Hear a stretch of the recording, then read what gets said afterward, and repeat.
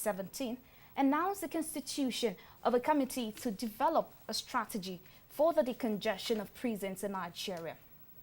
Well, two of our reporters have been covering the prison congestion crisis in the country, the Federal Capital Territory and the neighboring state of Nasarawa, Kaduna and Niger.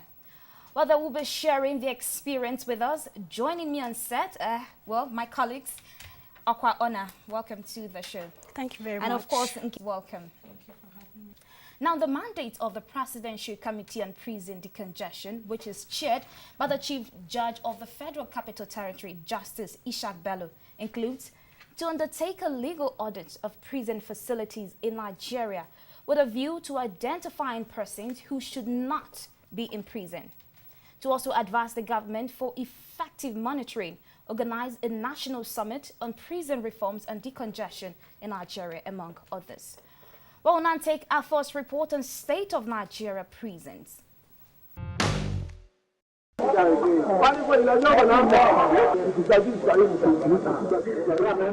Perhaps no one will dispute the fact that the Nigerian prisons have a long history of neglect. The prisons are simply in a sorry state. Many of the prisons are bereft of modern facilities. Some are even mud buildings whose history dates back to nearly a century.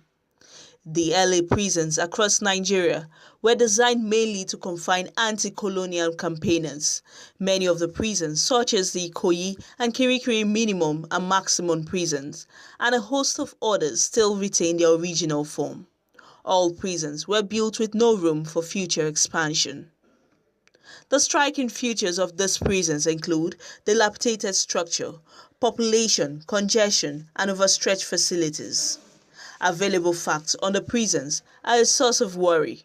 For instance, Bauchi Prisons has a population of 820 inmates as against its capacity of 500. Onitsha Prisons, which has a capacity for 326, now has 755 inmates.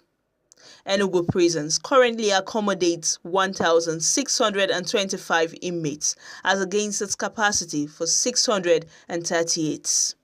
Owerri Prisons host a total of 1,745 inmates compared to its capacity for 548.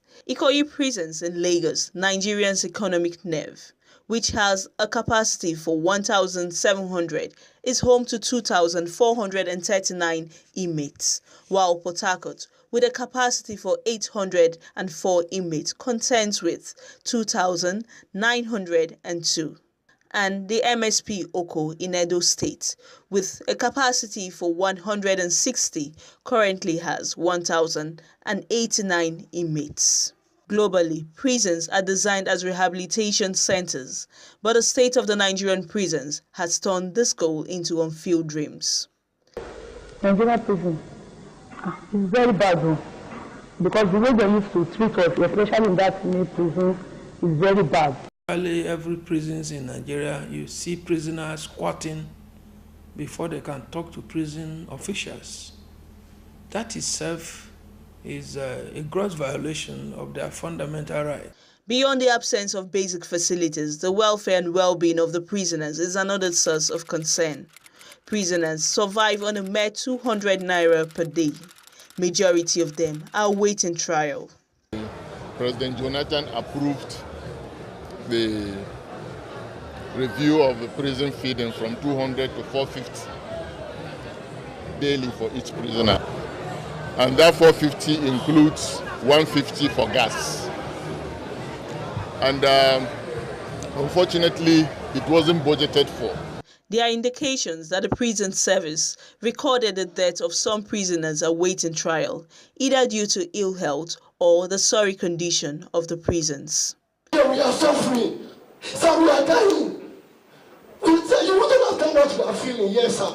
For 8 years, a case is under hearing. Even though the judiciary sometimes set free some awaiting trial inmates, investigations show that some of them who sadly have intact gun souls are unable to regain their freedom because they cannot pay the fines imposed on them by the courts. These fines are sometimes as low as 4,000 naira. Access to lawyers is a luxury. The fate of the prisoners on death row is even worse because nobody seems to care about them. Between 60 to 70% of prison inmates are those awaiting trial. And some of them have been convicted but for minor offenses because they couldn't pay fines of 5,000 naira. So we thought that one, we must decongest the prison. And that can only be done between the Nigerian prisons, the police, and the courts. Successive administration in Nigeria always unfolded plans to reform the prisons, but the plans remain mere dream. Nonetheless, expectations are high that the dream will become a reality with a pledge by the present administration to turn prisons into true reformatory centers. Chikodinaka Eze, AIT News, Abuja. All right, welcome on set, my colleagues. And of course, you know, we're looking at the Nigerian prison. This is one controversial topic, I must say. Now, let me start with you, Akwa Ona. We know that the main aim of establishing prisons all around the world, including Nigeria, is to provide a correctional and rehabilitational facility for those who have violated the rules and regulations of its society. But the extent to which this maxim has been practiced is what I cannot tell. Because I marvel when I see the population of people who go into prisons every day, but we do not have enough facility and space to contain all these people. You know, it brings me to my question. What exactly are the major causes of prison congestion in Nigeria? All right. To me, I think the first major cause of prison congestion in Nigeria is delay in trial of criminals. Okay. From reports so far from prisons across the country, you discover that the number of those awaiting trial far outweighs that of the convicts. Okay. And meanwhile, the prisons are there to accommodate only the convicted criminals. Okay. But these days, you see that the number of those awaiting trials outweighs them. All right. For instance, in Kuje prison, the Kuje prison has the capacity to accommodate 560 thereabout. Okay. But at present, the prison is accommodating 823. Wow, that's way too high. And out of that number, you discover that 601 are those awaiting trial. Wow. While 222 are the convicts. To me, that number is on the high side. And what is the cause? Is the delay in the criminal justice trial. The trial, you see that some cases, most time, cases that are ordinarily supposed to be handled by the judges or the judiciary and then disposed of, you discover that they are prolonged in some time. In 2 weeks, they run into week, months, years, and sometimes indefinite.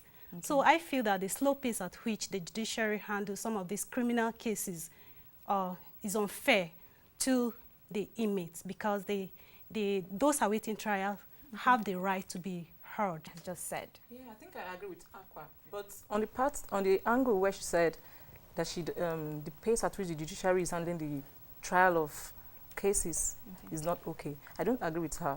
Because if you really want to look at it, the Nigerian judiciary is trying. Okay. They are trying. Likewise, the prosecuting agencies. But the issue is the log of cases before the courts are high. And in a situation like that, what do you expect of the judiciary? The judges are no magicians. They can't do beyond their capacity. They can only do within the frame of the powers. So with this in mind, the blame shouldn't go on the court alone or the judiciary. But I also like us to look at inadequate funding. This has been another major issue affecting prison congestion in the country.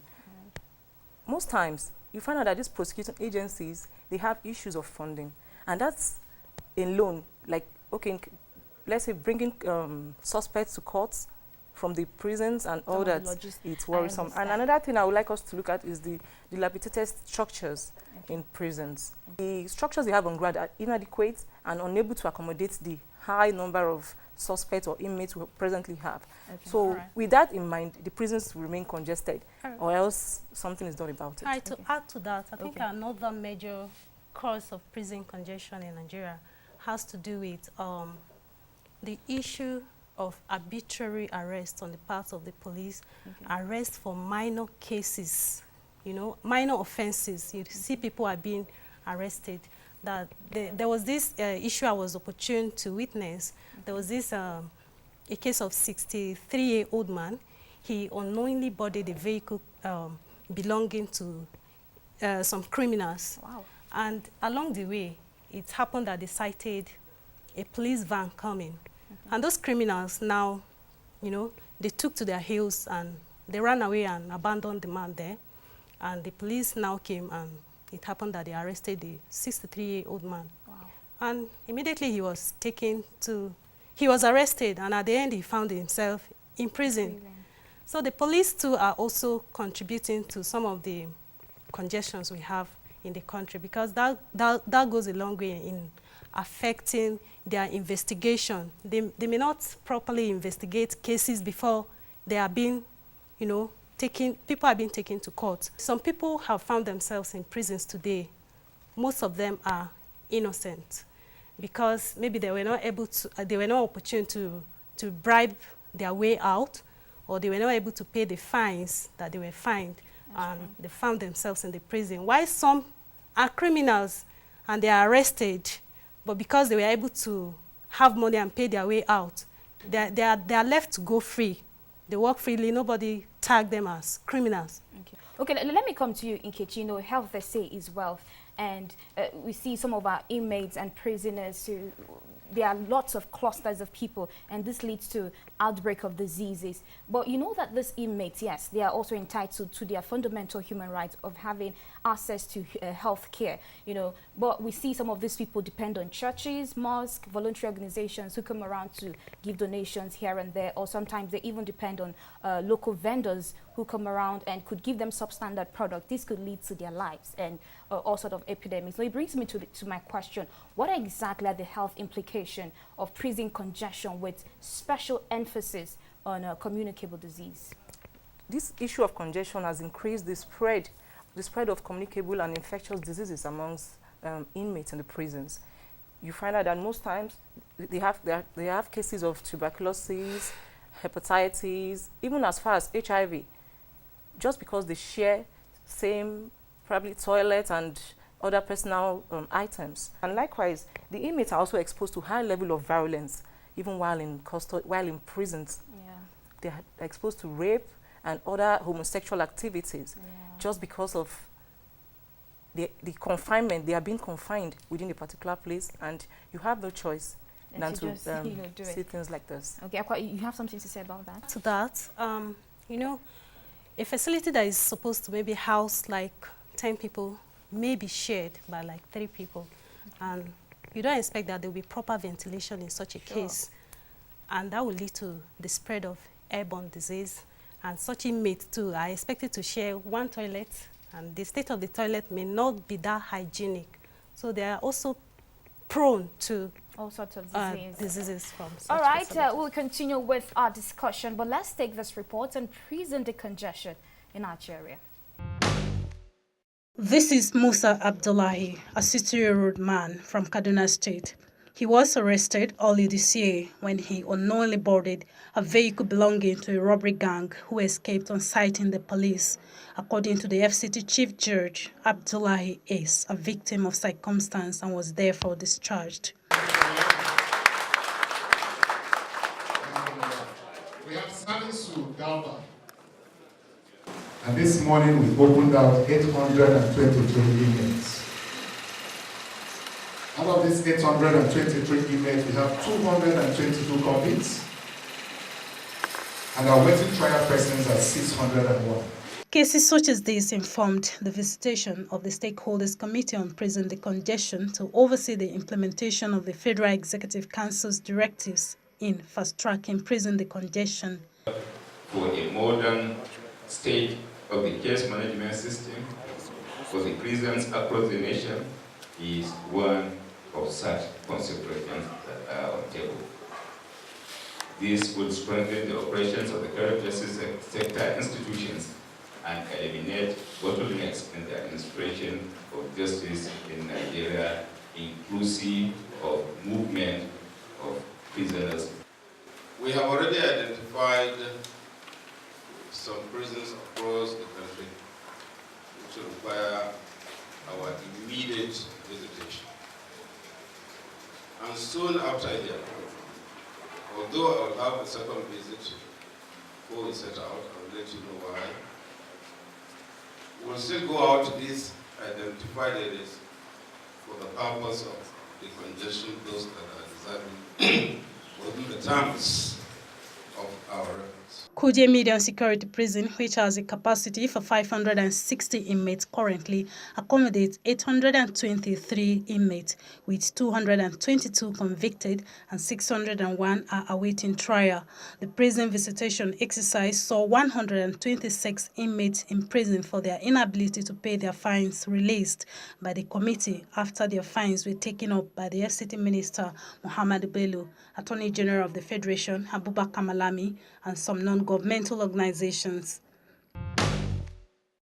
All right, let's come back to our discussion, Nkechi. You know, jailbreak has become a recurring decimal in recent time where inmates try to escape from detention forcefully, and this results to death. Sometimes some of them, get all sorts of injury in the course of all this. You know, before we came up for this discussion, I tried to go down memory lane to see some of the jailbreak we've had in recent past. You know, let's take Kogi State, for example. I think in November 2, 2014, there was a case of jailbreak in Cafe Prison, if I got that right, where about 145 inmates out of 145 inmates escaped from detention.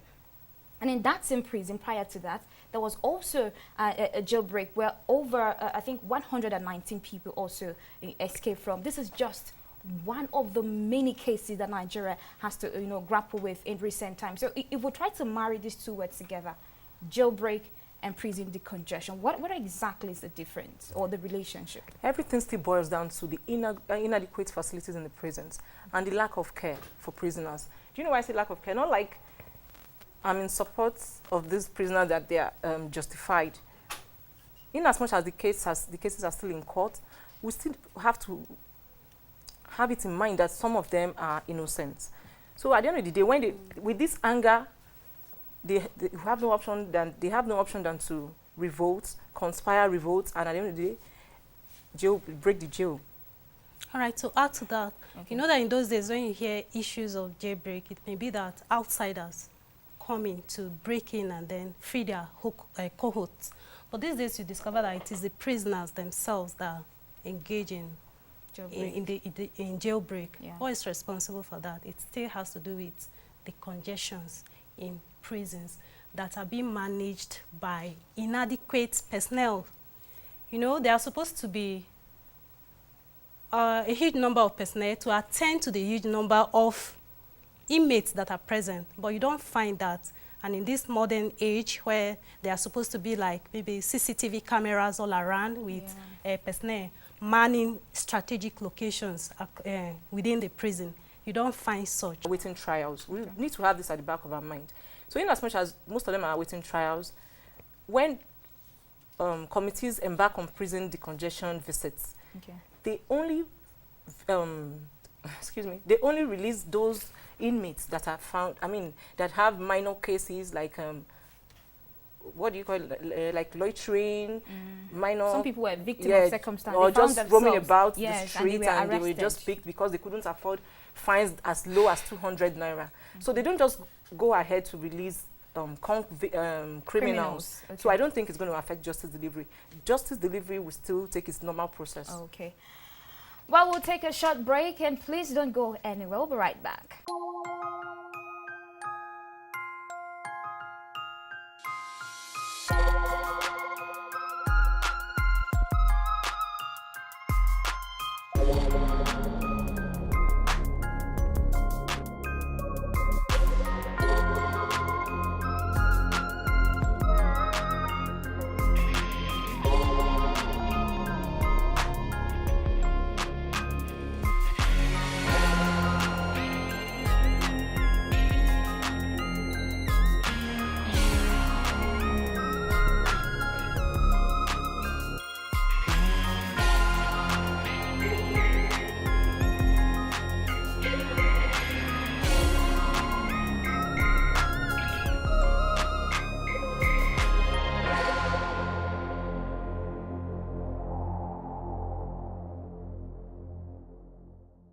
Now, the renewed efforts to reform prisons across the country is geared towards making a paradigm shift from previous attempts towards prison decongestion in the country. The question, however, is how far has this renewed effort gone in improving the lives of the inmates? Well, let's take this report. Prison congestion and the high number of suspects awaiting trial in Nigeria have continued to pose a major challenge to authorities in the country. To address this challenge, among other prosecutional lapses, the Chief Judge of the FCT High Court, Ishaq Bello, during a routine visit to the Kefi Security Medium Prison, advised judges and law enforcement agents to wake up to their responsibilities to ensure speedy completion of cases. Now, to grant order for remand and just allow the suspects to be lying in prison with no date to go to court. You must demonstrate sense of responsibility. You must show that you are concerned. You want to know whether that person you ordered to be remanded is alive, healthy and alive. And for that reason, you must ensure that he comes to court. Controller of Nigeria prisons in Nasarawa State, Ekanem, also expressed worry over some prosecutional lapses which have seen the prison currently accommodating more than 600 inmates for a facility meant for 160. That when they take these warrants to the courts, they will be asked to take them back without any endorsement, that nobody wants to endorse on them. And the inmates are here. I think that was why the lawyer involved took the matter to the press, which was an embarrassment to us. So, sir, we'll appreciate if we look into some of these issues. Plans have reached advanced stage to establish Nyanyakaru Judicial Division to enhance service delivery. About 10 prison inmates at the Kefi prison were freed by the judge during the visit. Right now, let's hear from the chairman of prison decongestion that was set up by the federal government.